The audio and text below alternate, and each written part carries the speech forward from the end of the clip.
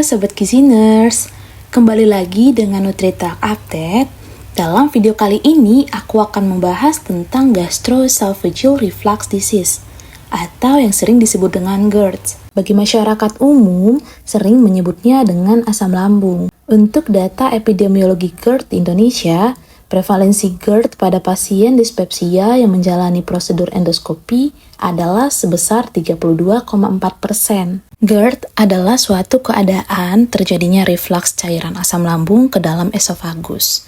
GERD dapat terjadi secara berulang sehingga muncul gejala dan atau komplikasi yang mengganggu. Banyak yang mengira bahwa GERD sama dengan MAH. Namun, kenyataannya GERD dan MAH merupakan dua hal yang berbeda meskipun gejala yang dirasakan serupa. MAH atau gastritis merupakan suatu peradangan, iritasi, infeksi atau erosi pada mukosa lambung yang disebabkan oleh bakteri atau luka pada tukak lambung.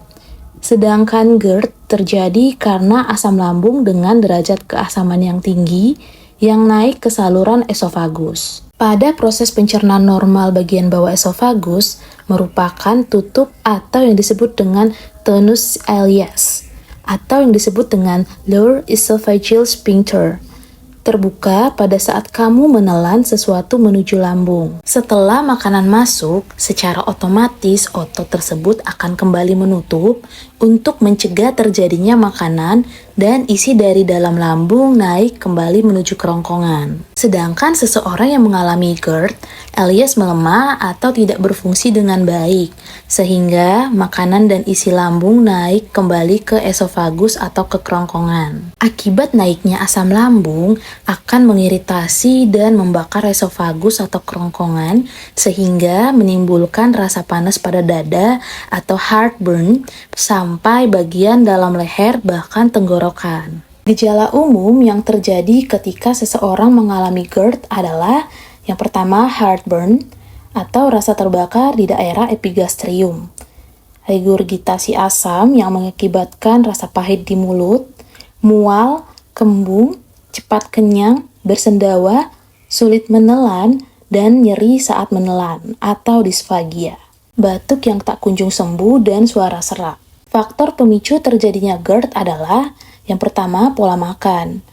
Pola makan merupakan suatu perilaku yang mempengaruhi asupan zat gizi dan erat kaitannya dengan frekuensi, jumlah porsi, dan jenis makan. Terkait frekuensi makan, sebaiknya kamu mengkonsumsi makanan dalam jumlah yang kecil namun sering untuk mengurangi gejala GERD. Untuk jumlah porsi, konsumsi makanan dalam jumlah besar dapat mempengaruhi frekuensi reflux dengan meningkatkan distensi lambung, meningkatkan transient lower esophageal sphincter relaxation atau TLESR, dan menunda pengosongan lambung. Selain itu juga terjadi peregangan berlebihan pada dinding lambung, misalnya karena makan besar dan akumulasi udara di fundus lambung selama makan, sehingga menyebabkan fungsi tonus ileus menjadi lemah.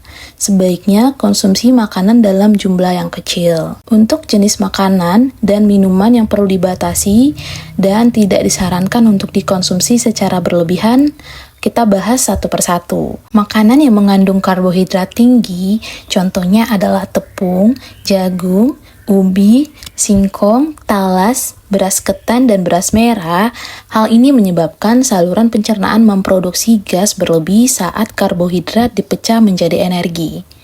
Untuk nabati seperti kacang-kacangan, mengandung gas yang tinggi akan mempengaruhi gejala GERD jika dikonsumsi secara berlebihan. Buah-buahan yang asam seperti jeruk, nanas, dan buah yang mengandung gas seperti nangka, semangka, dan durian dapat mempengaruhi gejala GERD jika dikonsumsi secara berlebihan.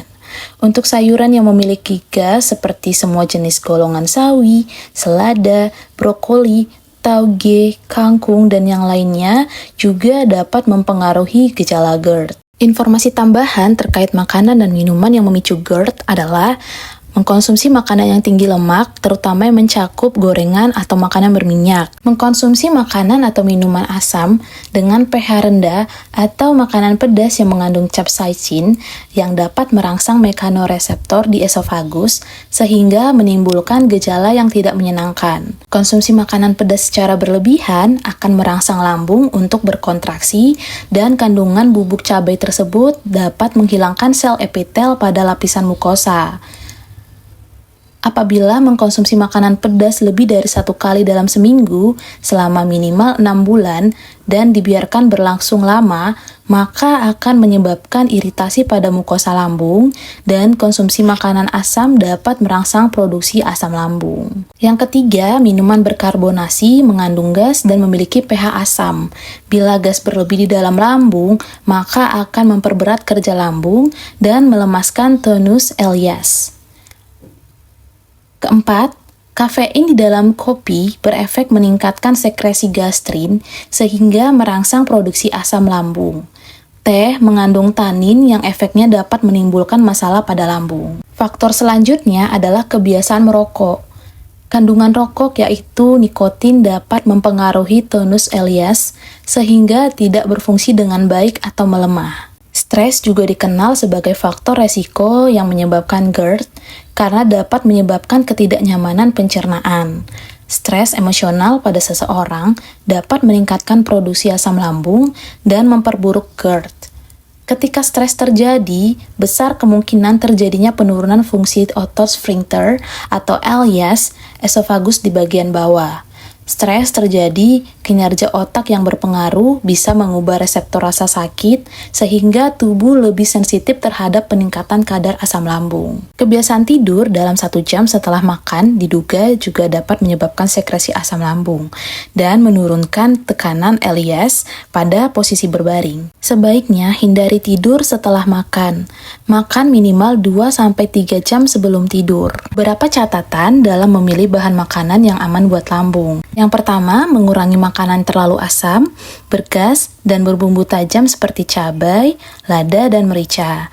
Yang kedua, mengurangi buah-buahan yang asam seperti jeruk, nanas, dan buah-buahan yang bergas seperti semangka, nangka, durian. Yang ketiga, mengurangi makanan yang berfermentasi seperti acar dan buah kering. Keempat, mengurangi makanan dengan kandungan karbohidrat tinggi, contohnya makanan bertepung, ubi, talas, singkong, beras merah, dan jagung. Yang kelima, hindari minuman yang merangsang lambung seperti alkohol, coklat, minuman yang berkarbonasi, susu, dan kafein. 6. Konsumsi sayuran yang rendah serat seperti wortel dan tidak sayuran mentah. Juga sayuran yang mengandung gas seperti golongan sawi, selada, brokoli, dan tauge. Yang ketujuh, hindari peppermint dan spearmint. Kedelapan, hindari makanan yang tinggi lemak seperti gorengan dan santan. Dan yang terakhir, mengurangi konsumsi kacang-kacangan secara berlebih. Baiklah, sekian pembahasan aku terkait GERD atau asam lambung.